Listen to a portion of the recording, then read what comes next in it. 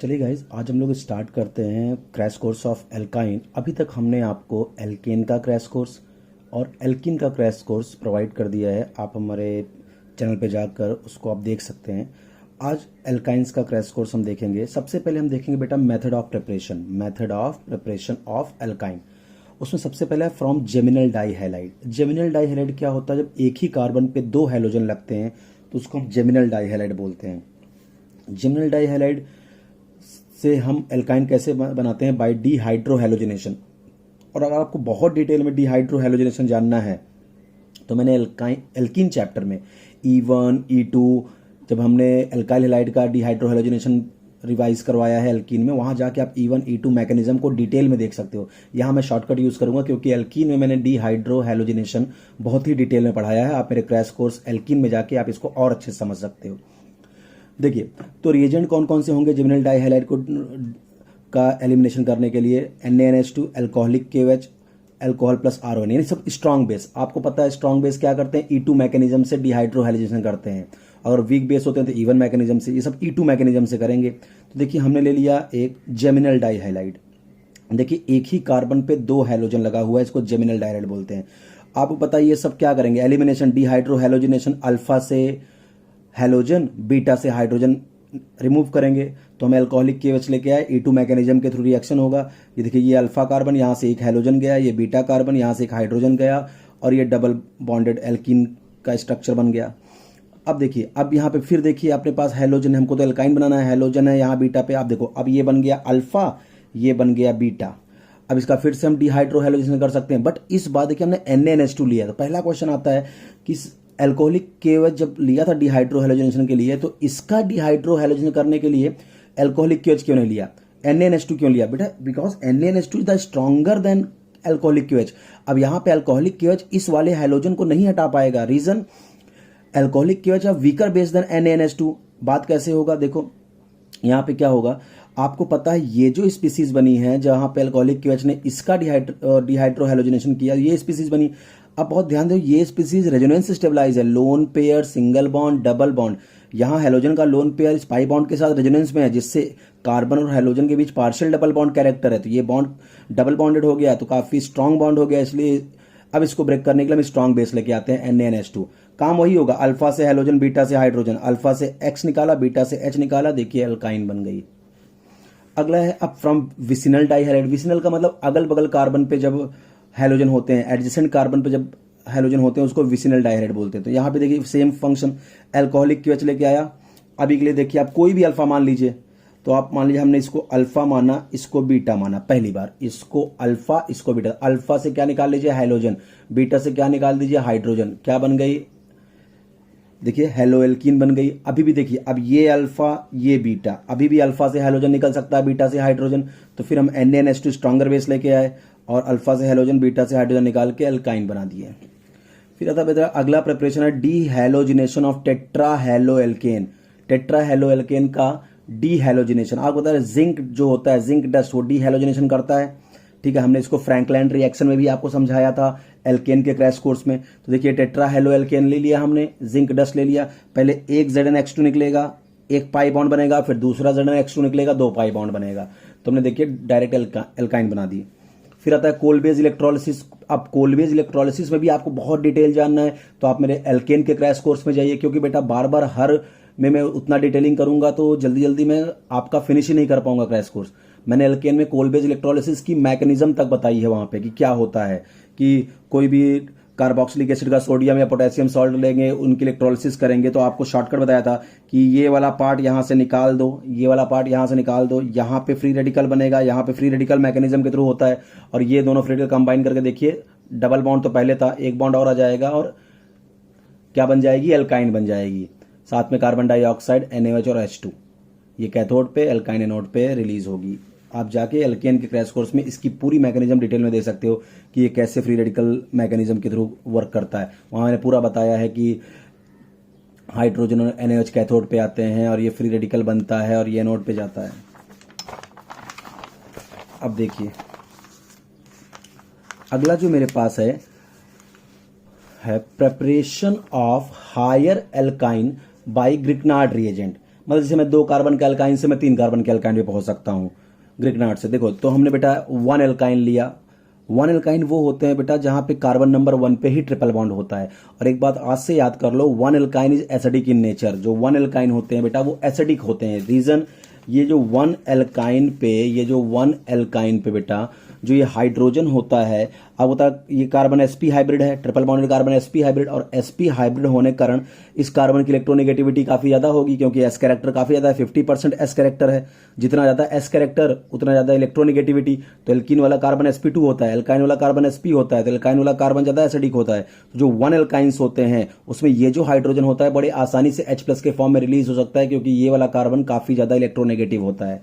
तो अब देखो, आपको मैंने जब एल्केन पढ़ाया था तो वहां पे पढ़ाया था कि जब भी ग्रिग्नार्ड रिएजेंट किसी ऐसे कंपाउंड के सामने आता है जिनके पास एसिडिक हाइड्रोजन होते हैं, जैसे फ्लोरीन हो गया, ऑक्सीजन हो गया, नाइट्रोजन हो गया, सल्फर, इन सब से जुड़े जो हाइड्रोजन होते हैं उनसे वो उस H+ को निकाल के हाइड्रोकार्बन बना देता है। तो अब देखिए, आपने ग्रिग्नार्ड लिया, ग्रिग्नार्ड क्या होता है, इसका R वाला पार्ट नेगेटिव, Mg वाला पार्ट पॉजिटिव, और आपको पता है एसिडिक हाइड्रोजन तो ये H+ ये नेगेटिव। तो आप खुद देखिए, साफ साफ देखिए, ये H+ इस CH3 के साथ चला गया और CH4 बना दिया। अब इस C- पे कौन लग गया जाके, MgBr। तो अब देखिए ये बन गया CH3 triple bond C MgBr। अब इसका रिएक्शन किसी भी आप एल्काइल हैलाइड से करा दीजिए, हमने Ri से कराया तो Ri पे क्या है, ये नेगेटिव, R पे क्या, ये पॉजिटिव। अब ये पॉजिटिव जाके इस नेगेटिव जुड़ जाएगा, तो RC triple bond CH MgBri। आप देखिए, आपने लिया था 2 कार्बन का एसिटाइलिन एल्काइन, आपको 3 कार्बन का एल्काइन मिल गया। तो हायर एल्काइन आप ग्रिग्नार्ड रिएजेंट से बना सकते हैं। अब आता है बेटा प्रिपरेशन ऑफ एसिटाइलिन। अब हम स्पेशली कुछ ऐसी रिएक्शन की बात करेंगे जहां से हम ये एसिटाइलिन बनाएंगे। ये और एसिटाइलिन एक्चुअली बहुत ज़्यादा यूजफुल होता है बेटा, हम वेल्डिंग वगैरह में भी इसका यूज करते हैं, ठीक है। इसलिए इसको हम अलग से भी देख रहे हैं कैसे इसको अलग से बनाया जा सकता है, केवल एसिटाइलिन बनाने के कौन कौन से मेथड है। तो बेटा अगर हम कैल्शियम कार्बाइड की हाइड्रोलिसिस कर देते हैं तो एसिटाइलिन गैस रिलीज होती है। कैल्शियम कार्बाइड की हाइड्रोलिसिस से एसिटाइलिन गैस रिलीज होती है। जैसे याद करिए, बेरिलियम कार्बाइड और एल्यूमिनियम कार्बाइड की हाइड्रोलिसिस हमने पढ़ाया था, एल्केन बनता है। वैसे कैल्शियम कार्बाइड की हाइड्रोलिसिस से एल्काइंस बनती हैं। एसिटाइलिन CaC2 की हाइड्रोलिसिस से क्या बन जाएगा, acetylene. Pure acetylene is obtain from iodoform और chloroform on heating with silver powder. Pure acetylene को बेटा हम ऑब्टेन करते हैं, अगर हम कोई भी हेलो फॉर्म ले लें, उसका रिएक्शन सिल्वर पाउडर से करा दें तो हमको एसिटाइलिन मिलती है। जैसे देखिए, हमने लिया CHI3, ये क्या है, आइडोफॉर्म, CHI3 आइडोफॉर्म, यहाँ 6Ag ले लिया, तो आप बहुत दे देंगे, 6Agi बाहर हो गया, 6Agi बाहर हो गया, CH triple bond CH, acetylene बन गए। केमिकल प्रॉपर्टी ऑफ एल्काइन पे अब आ जाते हैं। सबसे पहले addition reaction, addition of hydrogen. तो आप देखिए, ये तो मैंने आपको एल्केन में भी खूब पढ़ाया है, एल्कीन में भी खूब पढ़ाया है, बस एक बार क्विक रिवीजन यहाँ भी देता हूँ कि मान लीजिए ये एसिटाइलिन है, अगर हम H2PD लेके आएंगे या H2PD निकिल लेके आएंगे या प्लेटिनम, तो कंप्लीट हाइड्रोजनेशन होगा और ये एल्केन बन जाएगा। लेकिन याद करिए, अगर मैं बोला था अगर मुझे एल्काइन को एल्कीन तक ही हाइड्रोजनेट करना है तो या तो मैं रोजेनमुंड कैटलिस्ट लूं H2PDBaSO4, या मैं लिंडलार्स कैटलिस्ट लूं H2PDCOCA3, या डाइनिकिल बोरेट लूं, तो ये सब सिस एल्कीन फॉर्म करते हैं, एल्काइन को केवल एल्कीन में रिड्यूस करते हैं, सिस एल्कीन। लेकिन अगर मुझे एल्काइन को ट्रांस एल्कीन में रिड्यूस करना है तो हम बर्च रिडक्शन कराते थे, lithium sodium in liquid ammonia, birch reduction से ट्रांस एल्कीन बनती है। ये सब मैंने एल्केन के भी क्रैश कोर्स में डिटेल में समझाया है, एल्कीन के भी क्रैश कोर्स में डिटेल में समझाया है, इसलिए 2 बार ये रिएक्शन पढ़ चुके हैं, इसलिए मैं बहुत जल्दी जल्दी आगे जा रहा हूं। अब आता है बेटा इलेक्ट्रोफिलिक एडिशन। जो अगर एल्काइन की जो बेटा कैरेक्टरिस्टिक रिएक्शन होती है वो होती है इलेक्ट्रोफिलिक एडिशन। रीजन क्या होता है, एल्काइन में भी आप देखिए 2 कार्बन के बीच में ट्रिपल बॉन्ड है, तो काफी ज्यादा इलेक्ट्रॉन डेंसिटी है 2 कार्बन के बीच में, खूब सारा इलेक्ट्रॉन डेंसिटी है 2 कार्बन के बीच में।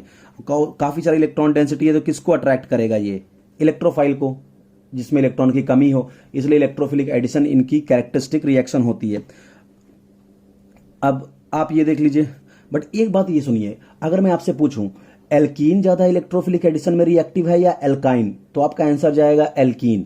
एल्कीन ज्यादा फास्ट इलेक्ट्रोफिलिक एडिशन करता है एल्काइन से। तो आप बोलोगे सर एल्काइन में तो 2 ही कार्बन के बीच में डबल बॉन्ड है, यहां तो केवल 4 इलेक्ट्रॉन है 2 कार्बन के बीच में, और यहां पे 3 बॉन्ड है 6 इलेक्ट्रॉन है, तो यहां पे इलेक्ट्रॉन डेंसिटी ज्यादा है, तो ये इलेक्ट्रोफाइल को सर ज्यादा अट्रैक्ट करेगी, तो एल्काइन का इलेक्ट्रोफिलिक एडिशन में रिएक्टिविटी ज्यादा होनी चाहिए एल्कीन से, जबकि एल्कीन ज्यादा इलेक्ट्रोफिलिक एडिशन रिएक्शन देता है in comparison to alkyne. Reason सुनो जरा, देखो हमने एक एल्काइन लिया, इसमें हमने HCl का अटैक कराया। आपको पता है अगर सिमेट्रिकल एल्कीन है तो H प्लस कहीं जोड़ दो, Cl माइनस कहीं जोड़ दो। अनसिमेट्रिकल एल्कीन होगा तो हम मार्कोनिक एडिशन करा देंगे।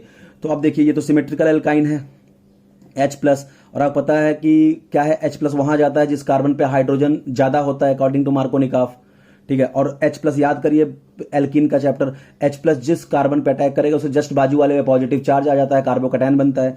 तो आप देखिए H प्लस, अब यहाँ पे दोनों जगह हाइड्रोजन बराबर है, चाहे आप इस वाले कार्बन पे H प्लस का अटैक करा के पाई बॉन्ड तोड़ दीजिए, चाहे इस वाले कार्बन पे H प्लस का अटैक करा दीजिए।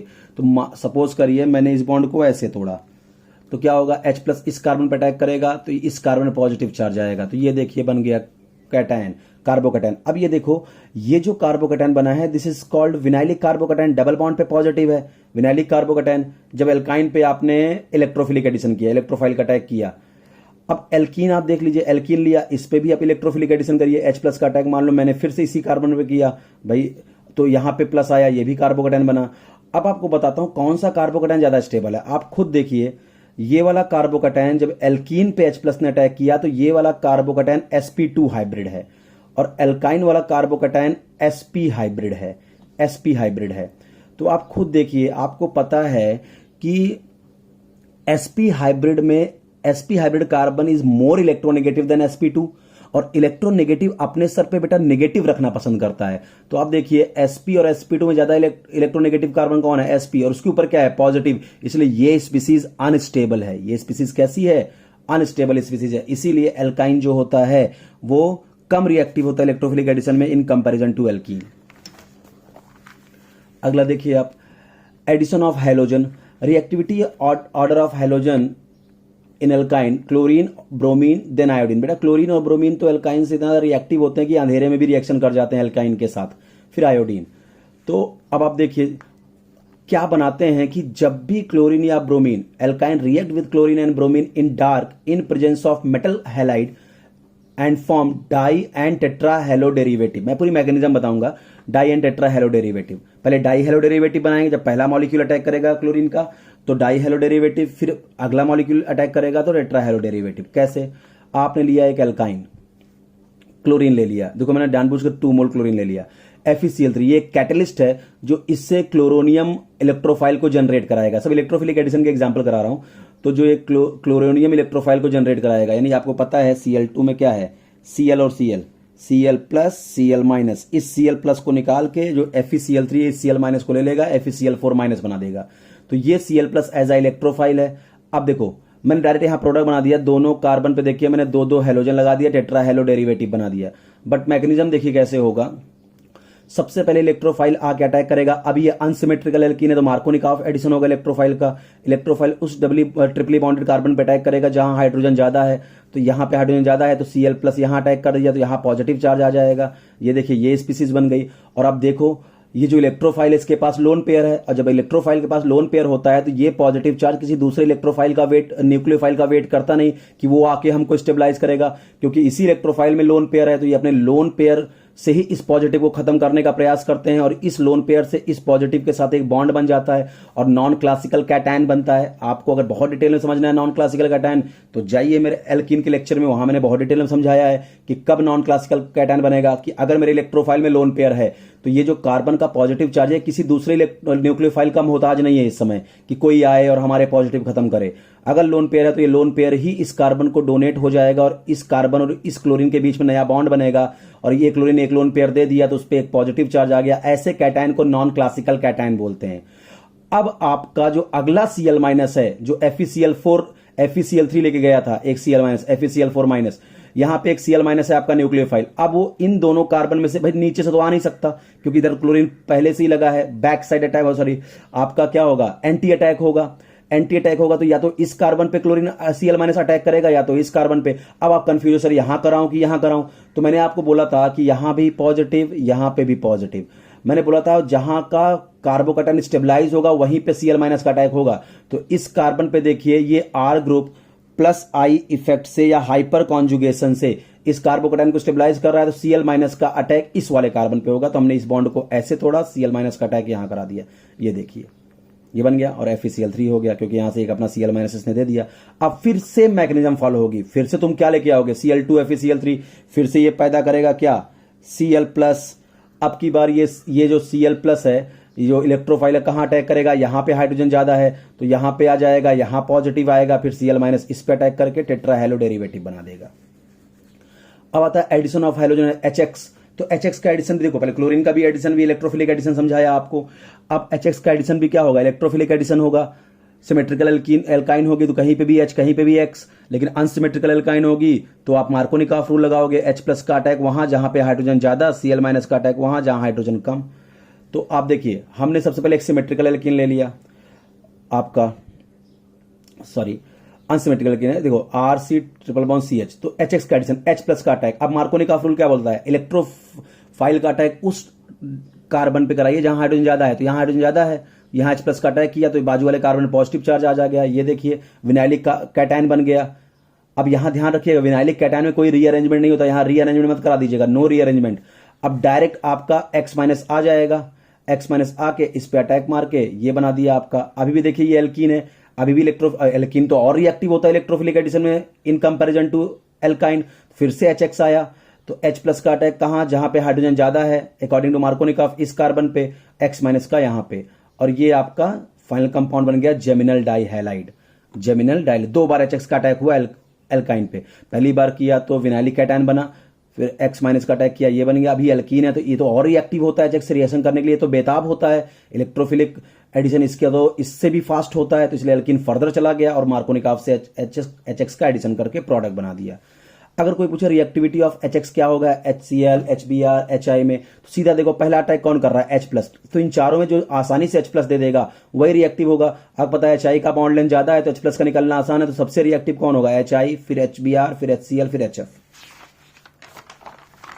चलिए अब आता है addition of HOX, hypohalous acid. हमने एल्कीन में भी बहुत डिटेल में इसको समझाया HOX को, यहां भी सेम है बेटा कि alkyne react with hypohalous acid according to Markovnikov rule and form geminal diol.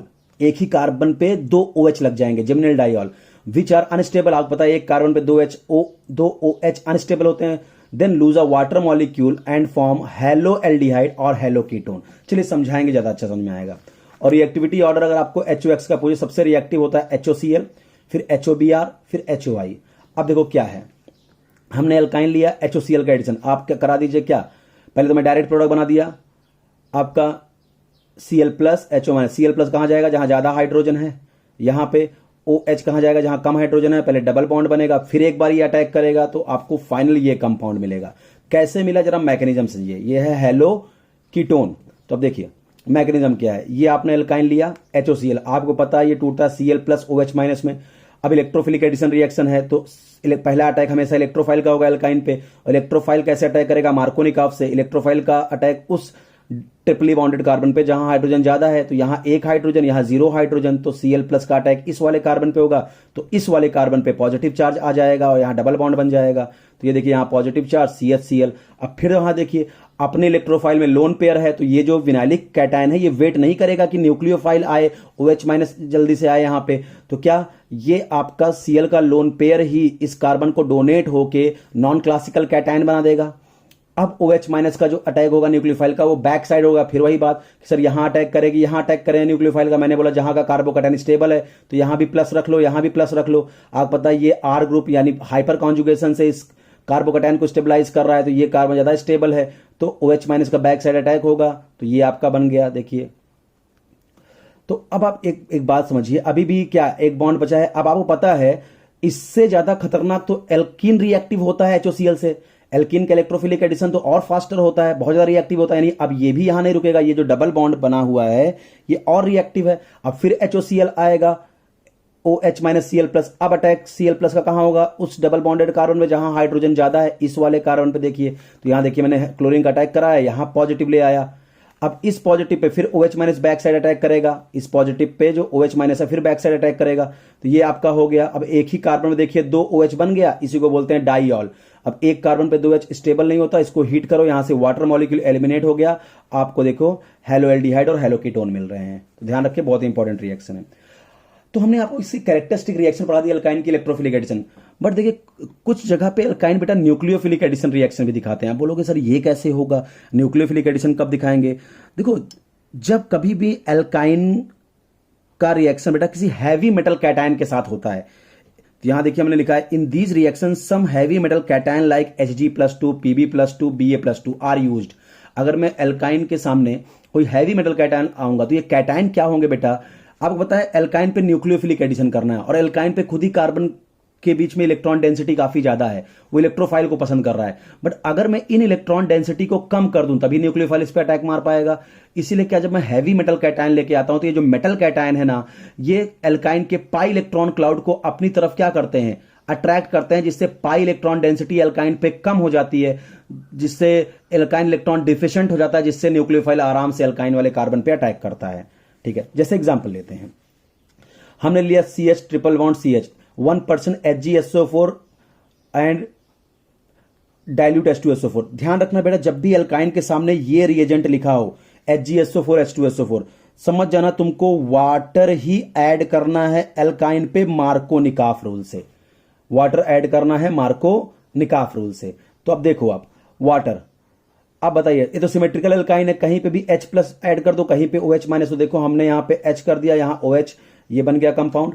ये देखिए क्या बना बेटा, ये बना इनॉल, ये बना इनॉल फॉर्म। अब ये टॉटोमराइज हो जाएगा। टॉटोमराइज क्या होता है, 1,3 हाइड्रोजन शिफ्ट, ये वाला हाइड्रोजन 1 2 3, ये वाला हाइड्रोजन 3 पे चला जाएगा और बीच के सारे बॉन्ड चेंज कर दीजिए, जहां डबल बॉन्ड दिख रहा है वहां सिंगल कर दीजिए, जहां सिंगल दिख रहा है वहां डबल कर दीजिए। तो ये क्या बन जाएगा बेटा, CH3CHO, देखिए एसिटल्डिहाइड बन गया। ठीक है, लेकिन अगर मान लो हमने अनसिमेट्रिकल एल्काइंस ले लिया और 1% HgSO4 डाइल्यूट H2SO4, यानी वाटर का ही एडिशन होगा। कैसे एडिशन होगा, मार्को-निकाफ। मार्को-निकाफ क्या बोलता है कि इलेक्ट्रोफाइल कहां है, जहां हाइड्रोजन ज्यादा है। अब ये है न्यूक्लियोफिलिक एडिशन, तो पहला अटैक हमेशा OH- का होगा। OH- कहां जाएगा, जहां कार्बन क्या है आपका हाइड्रोजन कम है, तो यहां OH लगा दिया, यहां H लगा दिया, बन गया क्या, इनॉल। अब ये इनॉल टॉटोमराइज हो जाएगा और क्या देखिए बन गया, कीटोन। 1,3 हाइड्रोजन शिफ्ट, ये देखिए ये हाइड्रोजन 1 2 3 नंबर पे चला गया और कीटोन बन गया। अब आता है बेटा ऑक्सीडेशन रिएक्शंस ऑफ एल्काइन। तो देखिए अगर मैं कंबस्शन करा दूं एल्काइन का, 100% इसको बर्न कर दूं एक्सेस ऑफ ऑक्सीजन में, तो आपको पता है कार्बन डाइऑक्साइड और वाटर ही बनेगा। ठीक है, कार्बन डाइऑक्साइड और वाटर ही बनेगा, इसके लिए कुछ आपको अलग से करने की जरूरत नहीं है, और साथ में बहुत ह्यूज अमाउंट में हीट रिलीज करेगा। तो combustion of acetylene is used for welding and cutting of metal in which oxy acetylene flame having high temperature is produced. अब आता है बेटा ऑक्सीडेशन बाय एसिडिक, तो हो गया कंबस्शन। अब ऑक्सीडेशन कराना बाय एसिडिक KMnO4 या एसिडिक K2Cr2SN। बेटा कोई भी एल्काइन के सामने अगर एसिडिक KMnO4 या एसिडिक K2Cr2SN ले तो उस एल्काइन को डायरेक्ट तुम कार्बोक्सिलिक एसिड में चेंज कर देना, तो ये जो आपका ये वाला कार्बन है डायरेक्ट COOH में चेंज हो जाएगा। ऑक्सीडेशन विद ओजोन, ओजोनोलिसिस हमने एल्कीन में समझाया। अगर आपको ओजोनोलिसिस बहुत डिटेल में समझना है तो एल्कीन का जाके क्रैश कोर्स ओपन करो मेरे यूट्यूब के अपलोड्स पे और ओजोनोलिसिस को डिटेल में समझ लो।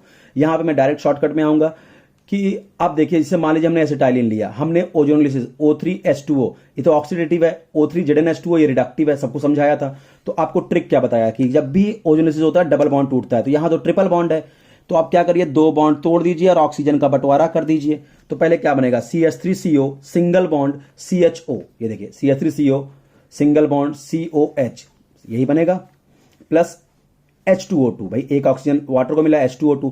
अब आपको पता है H2O2 बहुत अच्छा ऑक्सीडाइजिंग एजेंट है, बहुत अच्छा ऑक्सीडाइजिंग एजेंट है। तो क्या करेगा यहां पे देखिए बेटा, नॉर्मली ये एल्डिहाइड ग्रुप है, ये कीटोनिक ग्रुप है। नॉर्मली बेटा कीटोन का ऑक्सीडेशन नहीं होता, बट इस केस में देखो स्पेशली क्योंकि ये दोनों कार्बन, आपको पता है ये बॉन्ड इधर टूटेगा, यहां ऑक्सीजन पे नेगेटिव, यहां पॉजिटिव, यहां टूटेगा ऑक्सीजन पे नेगेटिव, यहां पॉजिटिव। अब इस पॉजिटिव कार्बन में होगा रिपल्सन, ये इसको रिपेल मारेगा, ये इसको रिपेल मारेगा, जिससे ये वाला बॉन्ड ब्रेक हो जाएगा। तो आपको एक 2 कार्बन का एसिड CH3COOH और एक कार्बन का एसिड HCOOH फॉर्मिक एसिड, और आपको पता है फॉर्मिक एसिड अनस्टेबल होता है, इसको हीट करोगे कार्बन डाइऑक्साइड और वाटर में टूट जाता है। अब देखो O3ZnH2O रिडक्टिव ओजोनोलिसिस, तो यहां पे एसिड भी नहीं ले जाना है क्योंकि H2O2 नहीं बनेगा, तो क्या करना है बस CH3CO डबल बॉन्ड तोड़ दो, सिंगल बॉन्ड COH, बस यही आपका फाइनल प्रोडक्ट मिल जाएगा। बहुत डिटेल में आपको समझना है बेटा, तो जाइए मेरे अपलोड्स में और एल्कीन का ओजोनोलिसिस सीखिए वहां पे। अब आइए सब्स्टिट्यूशन रिएक्शन ऑफ एल्काइन। बेटा जो वन एल्काइंस होते हैं ना वही सब्स्टिट्यूशन रिएक्शन दिखाते हैं। ओनली टर्मिनल एल्काइन, जहां पे टर्मिनल वाले कार्बन पे ट्रिपल बॉन्ड होगा, वही सब्स्टिट्यूशन रिएक्शन दिखाते हैं। Only one alkyne gives the substitution reaction and show acidic character. जैसे फॉर एग्जांपल वन एल्काइन का मतलब CH ट्रिपल बॉन्ड CH। देखिए पहले नंबर कार्बन पे ही आपका ट्रिपल बॉन्ड है। वन एल्काइन का मतलब ये देखो, ये सब एग्जांपल है वन एल्काइन के, जहां पहले नंबर कार्बन पे ही ट्रिपल बॉन्ड है। और वन एल्काइन के जो हाइड्रोजन होते हैं बेटा एसिडिक होते हैं, H+ के फॉर्म में रिलीज हो सकते हैं। तो बड़े प्यार से ये H+ यहां से हटेंगे, कोई दूसरा जो भी एटम है यहां पे आ सकता है। तो सब्स्टिट्यूशन रिएक्शन केवल वन एल्काइन देते हैं ड्यू टू एसिडिक हाइड्रोजन। ठीक है, तो अब देखो जैसे मान लो ये एक एल्काइन है, ये वन एल्काइन है, ये टू एल्काइन है। आपसे पूछे सब्स्टिट्यूशन रिएक्शन कौन देगा, तो वन एल्काइन देगा, टू एल्काइन नहीं देगा। तो अगर मैं वन एल्काइन और टू एल्काइन को डिस्टिंग्विश करना चाहता हूं तो क्या कर सकता हूं। आपको पता है Br2CCl4 अब बेयर्स रिएजेंट, ये टेस्ट फॉर अनसेचुरेशन करते हैं। तो यार अनसेचुरेशन तो वन एल्काइन में भी है मल्टीपल बॉन्ड, टू एल्काइन में भी मल्टीपल बॉन्ड है। तो इससे तो आप इनको सेपरेट नहीं कर सकते, अलग नहीं कर सकते, डिस्टिंग्विश नहीं कर सकते, क्योंकि ये भी ब्रोमीन वाटर को डिकलराइज कर देंगे, ये भी इनके पास ट्रिपल बॉन्ड है, ब्रोमीन वाटर को डिकलराइज कर देंगे। ये भी बेयर्स रिएजेंट एल्कलाइन KMnO4 के साथ क्या करेंगे, उसके पर्पल कलर को डिकलराइज कर देंगे, ये भी उसके पर्पल कलर को डिकलराइज कर देंगे। तो इन दोनों से नहीं आप इनको सेपरेट कर सकते हो, वन एल्काइन और टू एल्काइन को। हाँ, टॉलेंस रिएजेंट, टॉलेंट टेस्ट से आप one alkyne gives positive Tollens test. बेटा केवल अगर एल्काइन की बात करो तो केवल वन एल्काइन ही टॉलेंट टेस्ट देता है, क्योंकि ये हाइड्रोजन एसिडिक होता है। और टॉलेंस रिएजेंट क्या होता है, अमोनियकल सिल्वर नाइट्रेट, अमोनियकल सिल्वर नाइट्रेट। जैसे आपका यहां पे NH4OH प्लस AgNO3, इसको बोलते हैं बेटा Tollens reagent. Tollens reagent, Tollens reagent silver पे चार्ज +1 का होता है, +1 का टॉलेंस रिएजेंट सिल्वर पे चार्ज कितना होता है, +1 का। इसका एक कॉम्प्लेक्स भी बनता है जिसका स्ट्रक्चर होता है AgNH3 होल ट्वाइस OH-। इस कॉम्प्लेक्स को भी बोलते हैं टॉलेंस रिएजेंट। अगर आपको टॉलेंस रिएजेंट के बारे में डिटेल में जानना है तो मेरे यूट्यूब के अपलोड पे जाइए, वहां मैंने पढ़ाया है कि प्रैक्टिकल ऑर्गेनिक केमिस्ट्री का अपलोड पे जाइएगा, जहां मैंने टेस्ट फॉर कार्बोनाइल कंपाउंड का एक वीडियो डाला है। वहां मैंने टॉलेंट टेस्ट, फेहलिंग्स टेस्ट, सिफ टेस्ट, सारे टेस्ट को बहुत डिटेल में बताया है। तो आप जाके वहां से टॉलेंट टेस्ट को बहुत डिटेल में सीख सकते हैं। तो अभी के लिए टॉलेंस रिएजेंट ये होता है। तो जो वन एल्काइन होता है बेटा वही टॉलेंस रिएजेंट के साथ रिएक्शन देता है, बाकी कोई भी एल्काइन टॉलेंस रिएजेंट के साथ रिएक्शन नहीं देते। बट ध्यान दीजिएगा टॉलेंट टेस्ट को बेटा सिल्वर मिरर टेस्ट भी बोलते हैं। बट कब बोलते हैं, जब टेस्ट ट्यूब में जब टॉलेंट टेस्ट आप कराइए और टेस्ट ट्यूब के इनर वॉल पे सिल्वर डिपॉजिट हो जाए। लेकिन ध्यान रखिए वन एल्काइन टॉलेंट टेस्ट तो देता है बट सिल्वर मिरर टेस्ट नहीं देता, बहुत इंपॉर्टेंट है। तो मैंने क्या बोला, only one alkyne gives Tollens test due to formation of silver acetylide. जब ये वन एल्काइन होते हैं बेटा इसका रिएक्शन हम टॉलेंस रिएजेंट के साथ कराते हैं। इसका रिएक्शन जब हम टॉलेंस रिएजेंट के साथ कराते हैं बेटा तो अपने को सिल्वर एसिटाइलाइड मिलता है, यानी दोनों H+ एसिडिक हाइड्रोजन हटते हैं, यहां Ag और यहां Ag। देखिए ये सिल्वर एसिटिलाइड होता है जिसका सीमेंट ग्रे कलर का प्रेसिपिटेट होता है, तो सिल्वर मिरर नहीं प्रोड्यूस करता। तो one alkyne only give Tollens test, तो यानी ये वाला एल्काइन टॉलेंट टेस्ट दे पाएगा बट ये वाला एल्काइन टॉलेंट टेस्ट नहीं दे पाएगा। इसलिए हम इसको टॉलेंट टेस्ट से वन एल्काइन और टू एल्काइन को डिफरेंशिएट कर सकते हैं। ऐसी same Fehling solution test, one alkyne Fehling solution test देगा, one alkyne Fehling solution test देगा, लेकिन टू एल्काइन जो होगा वो फेलिंग सॉल्यूशन टेस्ट नहीं देगा, वो भी फेलिंग सॉल्यूशन टेस्ट नहीं देगा। और बेटा इस टेस्ट के बारे में आपको डिटेल में जानना है तो मेरे यूट्यूब के अपलोड में जाके आप प्रैक्टिकल ऑर्गेनिक केमिस्ट्री का एक वीडियो डाला हूं टेस्ट फॉर कार्बोनाइल कंपाउंड, उसको सर्च करो। उसमें बहुत डिटेल में मैंने फेलिंग टेस्ट क्या होता है, टॉलेंट टेस्ट क्या होता है, बहुत डिटेल में समझाया है। यहां मैं क्रैश कोर्स करा रहा हूं तो केवल इतना बता रहा हूं कि वन एल्काइन में एसिडिक हाइड्रोजन होता है, इसलिए वो टॉलेंस रिएजेंट के साथ रिएक्शन करके टॉलेंट टेस्ट देता है, सिल्वर एसिटिलाइड बनाता है। लेकिन टू एल्काइन में एसिडिक हाइड्रोजन ही नहीं होता, इसीलिए क्या होता है टॉलेंट टेस्ट नहीं देता। लास्ट आता है बेटा साइक्लिक पॉलीमराइजेशन। ये बहुत इंपॉर्टेंट, नीट वगैरह में बहुत क्वेश्चन पूछते हैं इसमें कि अगर हम एसिटाइलिन को रेड हॉट आयरन ट्यूब में हीट करूं तो क्या होगा, इसके 3 मॉलिक्यूल बेटा जुड़ के बेंजीन बना लेंगे। अब मान लीजिए हमने ले लिया प्रोपीन, अब इसको भी रेड हॉट कॉपर ट्यूब, तो इतना पार्ट 3 मॉलिक्यूल है तो इतना पार्ट तो बेटा क्या बना लेगा, बेंजीन। 3 मॉलिक्यूल इसके क्या बना लेंगे, बेंजीन, और ये CH3 लग जाएगा। 3 मॉलिक्यूल हैं CH3 इसको बोलते हैं मेसिटाइलिन, इसको क्या बोलते हैं, मेसिटाइलिन। तो this is all about alkynes. मैंने बेटा बहुत डिटेल में आधे घंटे के अंदर आपका एल्काइन का 100% क्विक रिवीजन अच्छे से करा दिया। मोस्टली चांसेस है कि इससे ज्यादा आपको इस आपके बाहर से क्वेश्चन नहीं मिलने वाले, तो कम से कम आप इतना जरूर तैयार करके रखिए। और आपको अगर ये वीडियो पसंद आया हो तो लाइक करिए, शेयर करिए, सब्सक्राइब करिए और मुझे बताइए कि क्या ये वीडियो आपके लिए हेल्पफुल रहा या नहीं। Thank you.